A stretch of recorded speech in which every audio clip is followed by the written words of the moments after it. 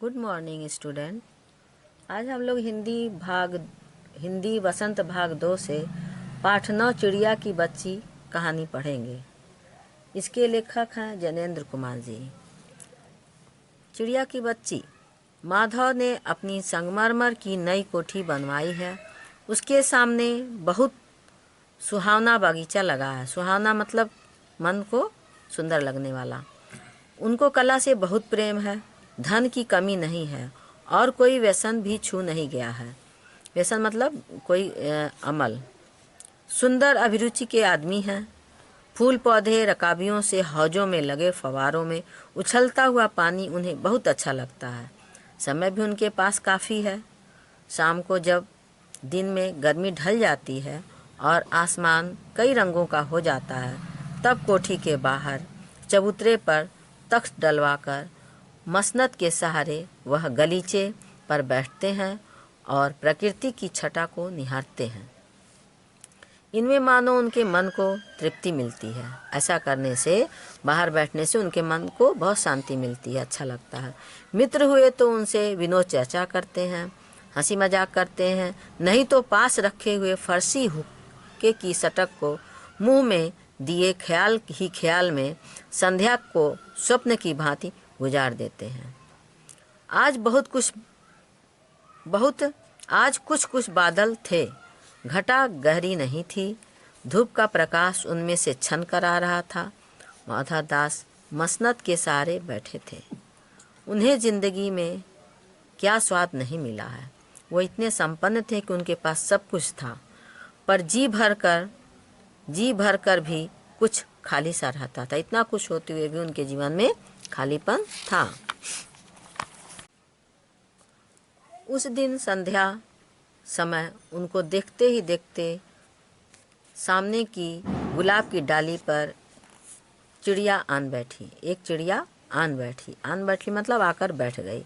संध्या के समय चिड़िया बहुत सुंदर थी। उसकी गर्दन लाल थी और गुलाबी होते होते किनारों पर जरा जरा नीली सी पड़ गई थी। पंख ऊपर से चमकदार स्याह थे, यानी कि काले थे। उसका नन्हा सा सिर तो बहुत प्यारा सा लगता था और शरीर पर चित्र विचित्र चित्रकारी थी। कई रंगों के उसके पंख थे, इसलिए वो उस पे चित्र से अंकित हो रहे थे। चिड़िया को मानो माधव दास की सत्ता का कुछ पता नहीं था और मानो तनिक देर का आराम भी उसे नहीं चाहिए था। कभी पर हिलाती थी, कभी फुदकती थी। वह खूब खुश मालूम होती थी। अपनी नन्ही सी चोंच से प्यारी प्यारी आवाज़ निकाल रही थी। माधव दास को चिड़िया बड़ी मनमानी सी लगी। उसकी स्वच्छंदता मतलब होता है एकदम निश्चिंत भाव से रहना। वह बड़ी प्यारी जान पड़ती थी। कुछ देर तक वह उस चिड़िया का इस डाल से उस डाल पर थिरकना देखते रहे। माधव दास जी चिड़िया को देख रहे थे। इस समय वह अपना बहुत कुछ भूल गए थे।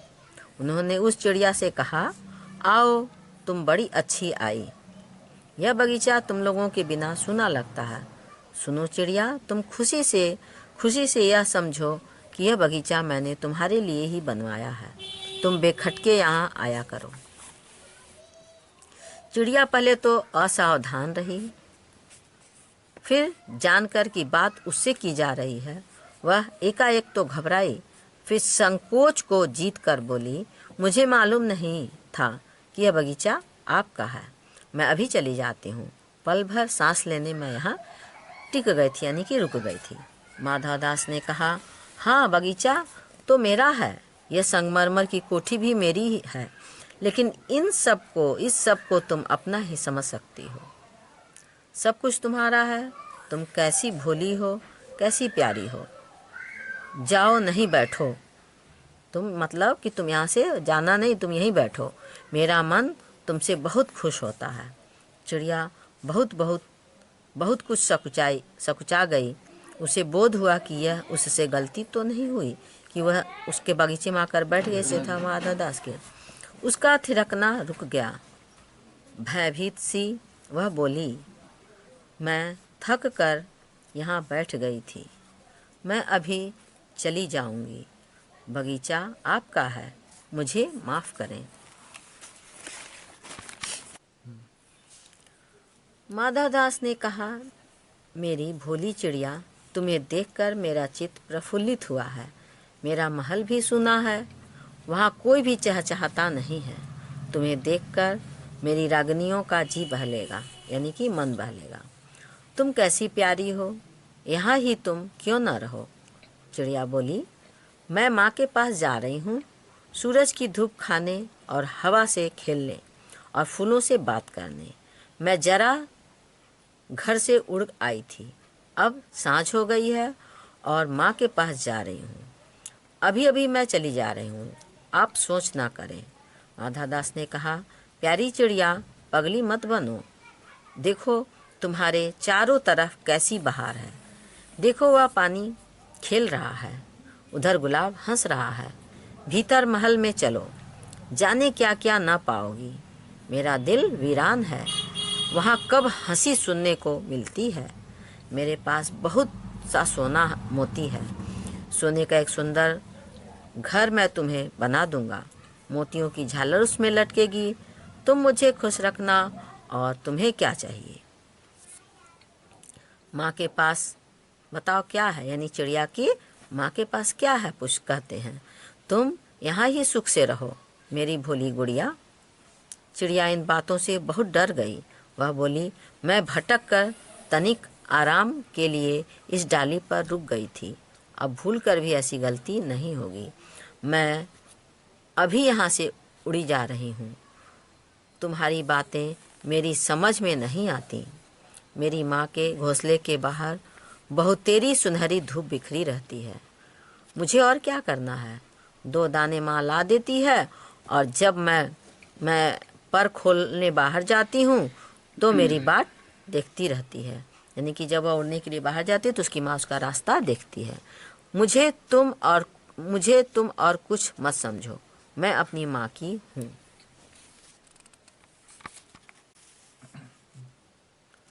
माधवदास ने कहा, भोली चिड़िया, तुम कहाँ रहती हो, तुम मुझे नहीं जानती हो।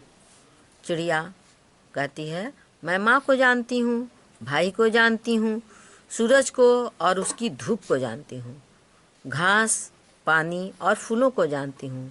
महामाने, तुम कौन हो, मैं तुम्हें नहीं जानती। माधवदास, तुम भोली हो, तुम भोली चिड़िया हो, तुमने मुझे नहीं जाना, तब तुमने कुछ नहीं जाना। मैं ही तो हूँ सेठ माधवदास। मेरे पास क्या नहीं है, जो मांगो मैं वही दे सकता हूँ। चिड़िया कहती है, पर मेरी तो छोटी सी जात है, यानी कि मैं छोटी सी चिड़िया हूँ, चिड़िया की जात हूँ। आपके पास सब कुछ है, तब मुझे जाने दीजिए। माधवदास, चिड़िया, तू निरी अनजान है, यानी कि बिल्कुल अनजान है। मुझे खुश करेगी तो तुझे माला माल कर सकता हूँ। चिड़िया, तुम सेठ हो, मैं नहीं जानती सेठ क्या होता है, पर सेठ कोई बड़ी बात होती होगी। मैं अनसमझ यानी नासमझ ठहरी। मुझे बहुत प्यार करती है, वह मेरी राह देखती होगी। मैं माला माल होकर क्या होंगी, मैं नहीं जानती। माला माल किसे कहते हैं, क्या मुझे वह तुम्हारा माला माल होना चाहिए। सेठ, अरे चिड़िया, तुझे बुद्धि नहीं है, तू सोना नहीं जानती। सोना उसी की जगत को तृष्णा है, तृष्णानी की प्यास है। सभी को सोने की प्यास होती है। वह सोना मेरे पास ढेर का ढेर है। तेरा घर समूचा सोने का होगा। ऐसा पिंजरा बनवाऊंगा कि कहीं दुनिया में न होगा, ऐसा कि तू देखती रह जाए। तू उसके भीतर थिरक फुदक कर मुझे खुश करियो। तेरा भाग्य खुल जाएगा। तेरे पानी पीने की कटोरी भी सोने की होगी। चिड़िया, वह सोना क्या चीज़ होती है। सेठ कहता है, तू क्या जानेगी, तू चिड़िया जो है। सोने का मूल्य सीखने के लिए तुझे बहुत कुछ सीखना है। बस यह जान ले कि सेठ माधवदास तुझसे बात कर रहा है, यही काफ़ी है। जिससे मैं बात कर लेता हूँ उसकी किस्मत खुल जाती है। तू अभी जग का हाल नहीं जानती। मेरी कोठियों पर कोठियाँ हैं, बगीचों पर बगीचे हैं। दास दासियों की संख्या नहीं है, मतलब अनगिनत हैं, पर तुझसे मेरा चित्त प्रसन्न हुआ, मतलब हृदय मन।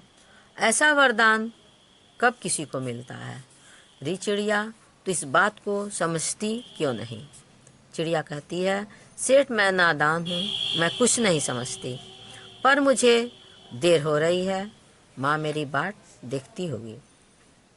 सेठ, ठहर ठहर, इस अप इस अपने पास के फूल को तूने देखा? वह एक है, ऐसे अनगिनती फूल हैं, ऐसे अनगिनती फूल मेरे बगीचे में हैं। वे भांति भांति के रंग के हैं, तरह तरह की उनकी खुशबू है। चिड़िया, तैने मेरा चित्त प्रसन्न किया है और वे सब फूल तेरे लिए खिला करेंगे। वहाँ घोंसला में तेरी माँ है, पर माँ क्या है? इस बहार के सामने तेरी माँ का क्या है? वहाँ तेरे घोंसले में कुछ भी तो नहीं है।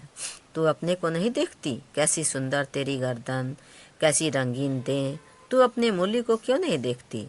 मैं तुझे सोने में मढ़कर तेरे मूली को चमका दूंगा। मैंने तेरे चित्त को प्रसन्न किया है, तू मत जा। तैने मेरे चित्त को प्रसन्न किया है, तू मत जा, यहीं रह। चिड़िया, सेठ मैं अपने को नहीं जानती, इतना जानती हूँ कि माँ मेरी माँ है और मुझे यहाँ देर हो रही है। सेठ, मुझे रात मत करो, रात में अंधेरा बहुत हो जाता है और मैं राह भूल जाऊंगी। सेठ ने कहा, अच्छा चिड़िया, जाती हो तो जाओ, पर इस बगीचे को अपना ही समझो, तुम बड़ी सुंदर हो। यह कहने के साथ ही सेठ ने एक बटन दबा दिया। उसके दबने से दूर कोठी के अंदर आवाज़ हुई, जिसे सुनकर एक दास झटपट भागकर बाहर आया। यह सब क्षण भर में हो गया और चिड़िया कुछ भी नहीं समझी। सेठ कहते रहे, तुम अपनी माँ के पास जाओ, माँ बाट देखती होगी, पर कल आओगी ना? कल आना, परसों आना, रोज आना। यह कहते कहते दास को सेठ ने इशारा कर दिया और वह चिड़िया को पकड़ने के जतन में चला गया। सेठ कहते रहे, तुम सच में बड़ी सुंदर लगती हो। तुम्हारे भाई बहन हैं? कितने भाई बहन हैं?